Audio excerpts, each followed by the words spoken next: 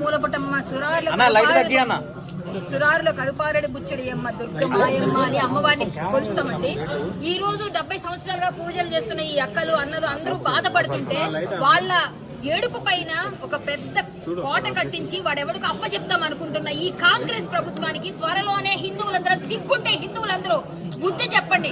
సిగ్గుంటే హిందువులందరూ ఓట్లు వెయ్యకంటే ఖచ్చితంగా చెప్తున్నాను నేను.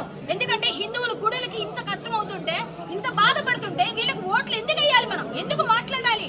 అసలు అవసరమే లేదు. ఇలాంటి ప్రభుత్వం మనకున్నందుకు సిగ్గుపడుతూ రేవంత్ రెడ్డి గారు ఇంత పెద్ద ఇష్యూ చేస్తున్నారు. 100 గజాలు మీరు అనుకుంటే 5 నిమిషాలు ఇప్పించగలుగుతారు. ఆ గుడి వాళ్ళకి ఇప్పించకపోతే మీరు ఖచ్చితంగా ఓడిపోతారండి ఎలక్షన్స్ లో. ఖచ్చితంగా చెప్తున్నాం మేము ఎవరో ఓట్లు వేయం, ఎవరు వేయరు. ఖచ్చితంగా మీకు ఖచ్చితంగా గుణపాఠం చెప్పడానికి సిద్ధంగా ఉన్నాము. 5గురికి పర్మిషన్ ఇవ్వడానికి మా అధ్యక్షులు వారు అందరూ బతిమాలుకుంటే ఈ రోజు లోనికి పంపించారు. పోలీసు వారు వాళ్ళ డ్యూటీ అది చేస్తారు, వాళ్ళు ఏం చేస్తారు? ఆ ఓవైసీ ఏం చెప్తే వీళ్ళు కూడా అదే చేస్తారు. అంతకుమించి ఏం చేయలేరు కదా. అదే పని జరుగుతుంది. మీకు ఇంతకు ముందు చెప్పినట్టే దర్గాలు, చర్చిలు అన్ని చాలా ఉన్నాయి. వాటిని కూడా తొలగించండి. మీకు దమ్ము ఉంటే అది చేయండి. అప్పుడు హిందువులు గుళ్ళు జోలికి రండి. లేదా హిందువుల సత్తా చూపిస్తాం. ఖచ్చితంగా నిద్రపోనీయం మిమ్మల్ని. ఇవాళ చెప్తున్నాం, మీరు తొందరగా ప్రకటించండి ఏదో ఒకటి. ఆ గుడి 100 గజాలు ఇచ్చేస్తారా? సంతోషం. లేదా ఆయన చెప్పినట్టుగా దీపక్ రెడ్డికి మా అధ్యక్షులు చెప్పినట్టుగా 12 ఎకరాల యాక్షన్ రాబోతోంది. ఆల్రెడీ పేపర్లో కూడా వేసేసారు.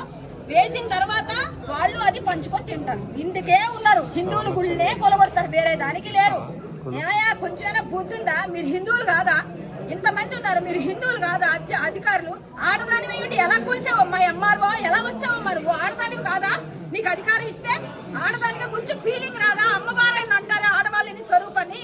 అమ్మవారి స్వరూపాన్ని కొలుస్తామే ఆడవాళ్ళని. మీకు ఎలా వచ్చావమ్మా? 3 గంటల ప్రాంతంలో ఎవరికి ఇంటిమేషన్ లేకుండా, ఒక పేపర్ లేకుండా ఎట్లా మా గుడిని కూలుస్తారు? మా గుడిని మీరు విగ్రహమే తీశారు. అక్కడ 80 సంవత్సరాలుగా అమ్మవారి శక్తి అక్కడే ఉంది, అక్కడే ఉంది, అక్కడే ఉంది. అమ్మ అక్కడే ఉంది.